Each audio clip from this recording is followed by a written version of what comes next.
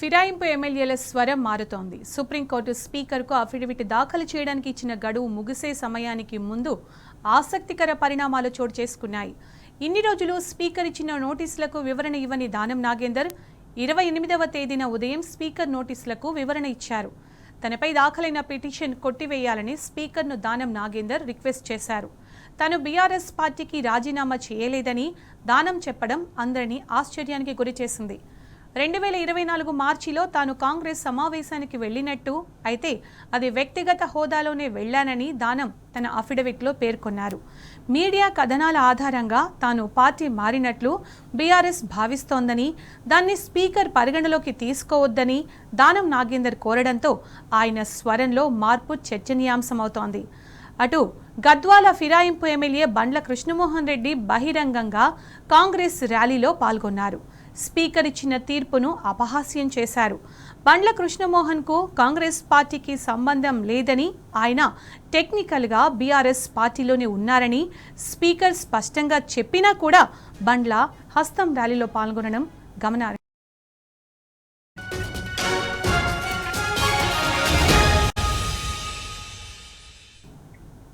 ఇక ఇదే అంశానికి సంబంధించి ప్రదీప్ అందిస్తారు. ప్రదీప్, పార్టీ ఫిరాయించినటువంటి ఎమ్మెల్యేల వ్యవహారం అయితే రోజుకో తీరుగా మనసు తిరుగుతుంది. ఇప్పటికే 7 ఎమ్మెల్యేలకు సంబంధించినటువంటి పార్టీ ఫిరాయింపు ఎమ్మెల్యేలకు సంబంధించినటువంటి కేసును కొట్టివేశారు. వారు బీఆర్ఎస్ లోనే ఉన్నారు, కాంగ్రెస్ పార్టీలో చేరినట్టు ఎలాంటి ఆధారాలు లేవని చెప్పి స్పీకర్ 7 ఎమ్మెల్యే పిటిషన్లు అయితే కొట్టివేశారు. ఇంకా 3 ఎమ్మెల్యేల పిటిషన్లు అయితే పెండింగ్ లో ఉన్నాయి. అందులో జగిత్యాల ఎమ్మెల్యే సంజయ్ కేసుకు సంబంధించి విచారణ పూర్తయింది, తుది తీర్పు వెలువడాల్సి ఉంది. ఇక 2 ఎమ్మెల్యేలు కడియం శ్రీహరి, దానం నాగేందర్కు స్వీకరించినటువంటి నోటీసులకు గతంలో రిప్లై ఇవ్వడానికి 2 సార్లు నోటీసు రిప్లై ఇవ్వలేదు. చివరిలో మాత్రం ఇటీవల దానం నాగేందర్ ఇచ్చారు. అంతకంటే ముందు కడియం శ్రీహరి రిప్లై ఇచ్చినటువంటి పరిస్థితి. దానం నాగేందర్ ఇచ్చినటువంటి రిప్లైకి సంబంధించి విచారణ ఈ రోజు ప్రారంభమైంది. పిటిషనర్ గా ఉన్నటువంటి ఆడి కౌశిక్ రెడ్డి, అదేవిధంగా ఏలేటి మహేశ్వర్ రెడ్డిలను కేసుకు సంబంధించిన షెడ్యూల్ విడుదల చేశారు. ఈ రోజు పాడి కౌశిక్ రెడ్డి క్రాస్ ఎగ్జామినేషన్ దానం నాగేందర్ తరపు న్యాయవాదులు అయితే చేసి ఉన్నారు. అదేవిధంగా మహేశ్వర్ రెడ్డి కేసుకు సంబంధించి ఫిబ్రవరి 8న విచారణ చేపట్టాలని చెప్పి మహేశ్వర్ రెడ్డి కోరడంతో షెడ్యూల్ ను ఫిబ్రవరి 8కి 18కి మార్చినటువంటి పరిస్థితి అయితే ఉంది. ఇక దానం నాగేందర్ ఎపిసోడ్ అలా వస్తే అటు ఇప్పటికే 7 ఎమ్మెల్యేల పిటిషన్ ఏదైతే స్పీకర్ కొట్టివేశారో, అనర్హత పిటిషన్ కొట్టివేసినటువంటి నేపథ్యంలో వారు బీఆర్ఎస్ ఎమ్మెల్యేలుగానే ఉన్నారు, కాంగ్రెస్ లో చేరినట్టు ఎలాంటి ఆధారాలు లేవు అని చెప్పినటువంటి నేపథ్యంలో అటు పిటిషన్లు కొట్టడమైన వెంటనే తిరిగి కాంగ్రెస్ యాక్టివిటీలో 7 ఎమ్మెల్యేలు భాగస్వామ్యం అవుతున్నారు. అందులో ఈ రోజు గద్వాల ఎమ్మెల్యే కాంగ్రెస్ సంబంధించినటువంటి మున్సిపల్ అభ్యర్థుల ర్యాలీలో పాల్గొన్నారు. హస్తం గుర్తుకు ఓటేసి కాంగ్రెస్ అభ్యర్థులను గెలిపించాలని ఆయన పిలుపునిచ్చినటువంటి పరిస్థితి. మిగతా ఎమ్మెల్యేలు సైతం చాలా మంది, ఒక మహిపాల్ రెడ్డి అయితే ఇప్పటి వరకు కానీ మిగిలిన 6 ఎమ్మెల్యేలు మాత్రం అయితే మంత్రులు నిర్వహించేటువంటి సమీక్ష సమావేశాలకు హాజరవుతా ఉన్నారు. కాంగ్రెస్ అభ్యర్థుల ఎంపికకు సంబంధించినటువంటి యాక్టివిటీలో పాల్గొంటున్నారు.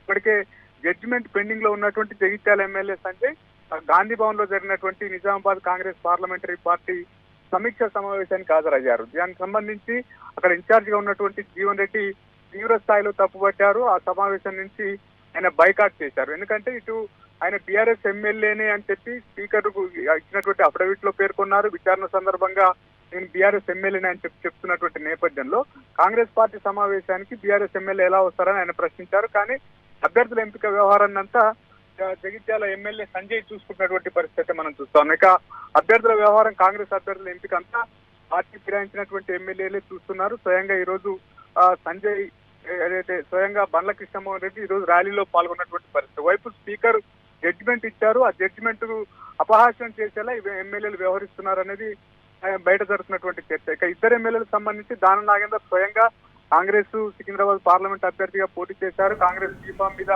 పోటీ చేసి ఉన్నారు. అయినా నేను బీఆర్ఎస్ పార్టీకి రాజీనామా చేయలేదు, బీఆర్ఎస్ పార్టీ నన్ను సస్పెండ్ చేయలేదు అని చెప్పి చెప్తున్నటువంటి పరిస్థితి. వ్యక్తిగతంగానే తాను కాంగ్రెస్ పార్టీ సమావేశాలకు హాజరయ్యానని ఆయన చెప్తున్నారు. అయితే కాంగ్రెస్ పార్టీ అభ్యర్థిగా పోటీ చేసినటువంటి సందర్భాన్ని దృష్టిలో ఉంచుకొని ఆయనను అనర్హత వేటు వేయాలని చెప్పి పిటిషన్ మీరు చెప్పినట్టుగా అక్కడ స్పష్టంగా తెలుస్తుంది, అంటే అటు దానం కావచ్చు, ఇటు బండ్ల కృష్ణమోహన్ కావచ్చు, స్పీకర్ చెప్పిన దానికి అపోజిట్ గా వాళ్ళు బిహేవ్ చేయడం జరుగుతుంది. అధికారిక పార్టీలో పాల్గొంటున్నారు.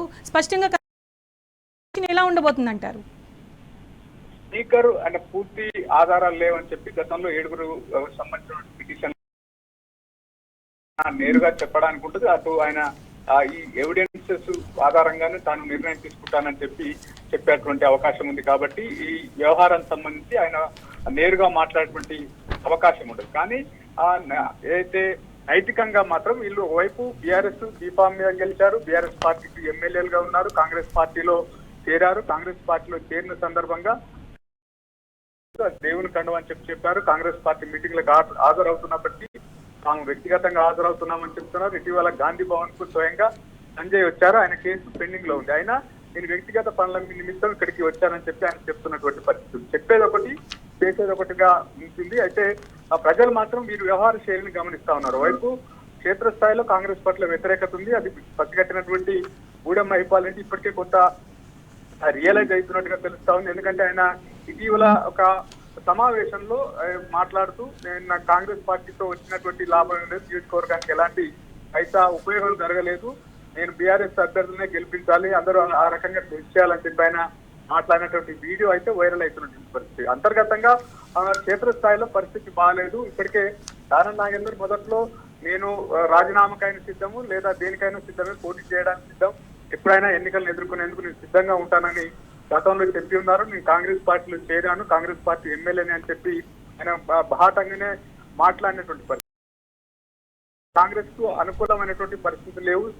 ముఖ్యంగా కాంగ్రెస్ పార్టీ ఖైరతాబాద్ నియోజకవర్గంలో సర్వేలు నిర్వహించింది. 4 సర్వేలలో కూడా ఎక్కడ దానం నాగేందర్కి అనుకూలంగా కానీ కాంగ్రెస్ పార్టీకి అనుకూలమైనటువంటి వాతావరణం లేకపోవడంతో తిరిగి ఆయన అఫిడవిట్ దాఖలు చేశారు. మొదట్లో 2 సార్లు స్పీకరు నోటీసులు ఇచ్చినప్పటికీ ఇప్పటి వరకు ఆయన ఎలాంటి రిప్లై ఇవ్వలేదు. సో ఇక్కడ పరిస్థితి బాగలేదు, ఎన్నికలు వస్తే ఇబ్బందులు తప్పని భావించినటువంటి కాంగ్రెస్ పెద్దలు దానం నాగేందర్ తో స్పీకర్ ఇచ్చినటువంటి నోటీసులకు రిప్లై ఇప్పించినటువంటి పరిస్థితి అయితే మనం చూస్తాము. ఏదేమైనా ఎమ్మెల్యేలు ఓవైపు బీఆర్ఎస్ లో ఉన్నామంటూనే అటు పిటిషన్ కొట్టివేసిన వెంటనే కాంగ్రెస్ పార్టీ యాక్టివిటీ లో బహాటంగానే పాల్గొంటున్నట్టు తీరుకు సంబంధించి క్షేత్రస్థాయిలో ప్రజలైతే మండిపడుతున్నటువంటి పరిస్థితి మనం చూస్తాం.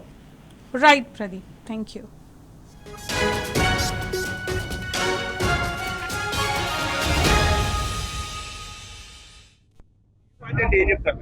కాంగ్రెస్ చెప్తున్నాం కదా, కాంగ్రెస్ చెప్తున్నాం కదా, కాంగ్రెస్ చెప్తున్నాం కదా, కాంగ్రెస్